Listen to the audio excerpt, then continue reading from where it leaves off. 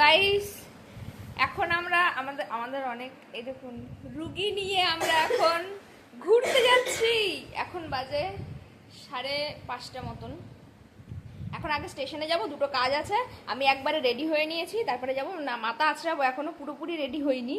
শরীরটা একটু খারাপ পড়ে গেছিলো বলে আমরা যাবো নাই ঠিক করেছিলাম, কিন্তু লাস্ট মুভমেন্টে আমরা ব্যাগ গুছিয়ে বেরিয়ে পড়ি। আর ট্রেনের টাইমটা এত বাজেভাবে ছিল যে প্রচুর ভেঙে ভেঙে যেতে হয়েছে। জিরাট থেকে ব্যান্ডেল, ব্যান্ডেল থেকে হাওড়া, হাওড়া থেকে পুরী।